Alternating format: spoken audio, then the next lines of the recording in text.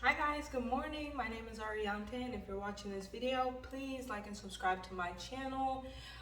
Today I wanted to talk with you guys about trauma because um, one thing that I've noticed and I've realized about myself, and I'm pretty sure it's about a lot of people too, is that we all have life traumas and we work to heal those traumas and get better and just heal from pain in general. But sometimes we deny ourselves the ability to feel that pain because the truth about trauma is that you can go through the initial trauma and you can go through the emotions of feeling that trauma, but then later on in life, maybe right after, and it might lessen and lessen over time, there are going to be things that come that are triggers to that trauma.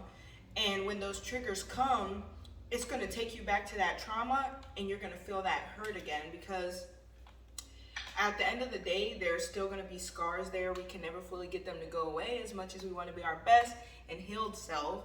Certain stuff is just going to remind us of things that hurt or have hurt. And we can just remember that pain because it's just that muscle memory of the hurt.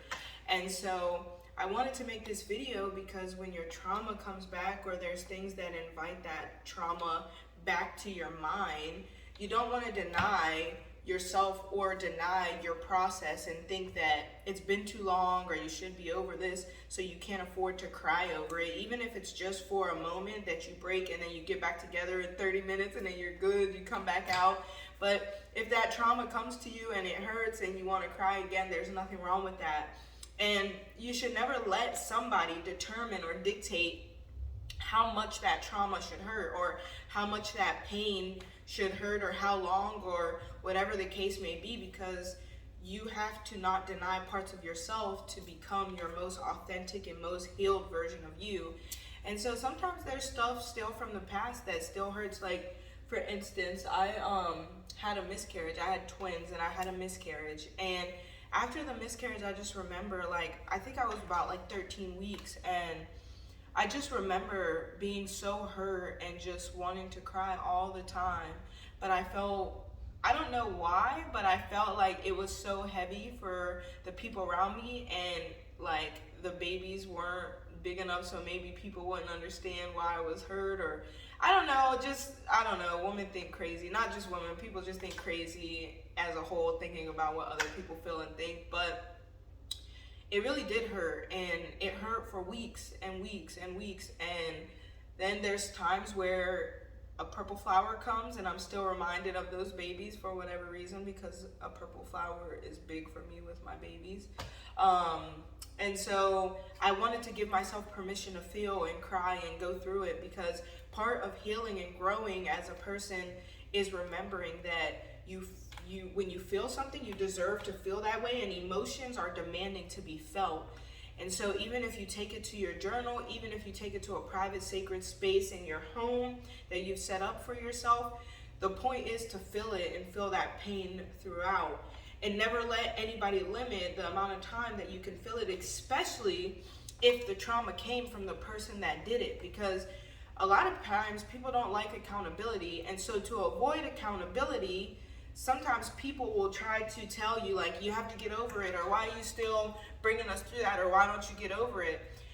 Jay-Z did an interview about cheating on Beyonce, and maybe this came from his therapist or whatever, but he said, you know, part of dealing with the pain and the hurt that I put on her is realizing that there's going to be times down the line, maybe years later, and it's not his word for word verbatim, I promise. I'm sorry, Jay-Z, if I'm not doing you justice. But he said part of dealing with her hurt and pain is realizing that years down the line, when that pain comes back, I got to be willing to take that again and handle and take accountability for that again. And not necessarily because someone should use their pain to abuse you for where you've hurt them, because I'm not condoning that at all. That's absolutely not acceptable. But maybe they just need a little more reassurance again that you would never hurt them in that way again. And you need to be able to carry that pain and take accountability to say, I've caused you this. And so in that way, I want to apologize again, because I can still see that at times, maybe not all the time, it might hurt again. So I wanted to make this video because I just hope that in life, when we're dealing with traumas and those traumas come back, we don't deny ourselves our need to feel, because traumas really take place inside of us and make a scar. And we heal that cut, and then it turns into a scab, and then it heals. And as it heals, of course, it's going to come up less and less and less, but that doesn't deny that until it's fully healed and a scar that could never open again, it's going to take a long time for it to develop into a scar. And no one should determine how long it takes for those scars to fully heal over, except for us. We have to really do our healing and do our work. And if you do feel like it's going a little far, or that person that did it to you or other people feel like it's going too far, seek help, seek a therapist, because I love my therapist. And we should see a therapist if things hurt and we don't know how to process it, because they've studied the art of processing pain. And so in that right, we should give the power to them to assist us in processing pain as well, so that way we're not repeating it over and over again, because we're going and spiraling in circles and we don't know how to help ourselves.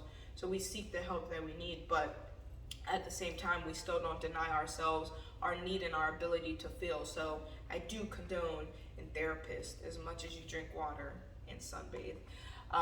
So my journal entry for today, guys, I think that a good journal entry, I didn't want to read my journal entry today just because I do have plans for a lot of trauma series where I discuss traumas, but I'm just not in that place where I want to discuss that now for myself.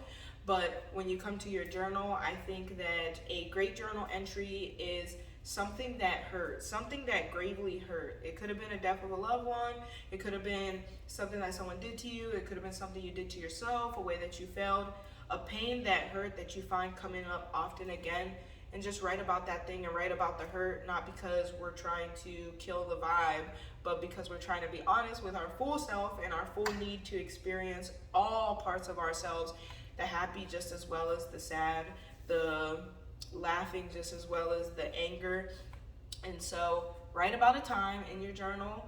It could be tonight if it's just the beginning of your day and you want to have a good ass day and you don't want to talk about those vibes, but come to your journal and write about something that has hurt you gravely in the past, or a pain that you felt and that comes up sometimes for you, so that you understand that you are a human and processing and learning and turning all of your cuts into scabs, and that takes time. And you're inviting yourself to visit that pain sometimes until you can fully learn to release it as soon as the thought comes. So I love you guys. If you're watching this video, please remember to like and subscribe to my channel so that we can grow together. I hope that the sun is shining, and I hope you're having a beautiful day, guys.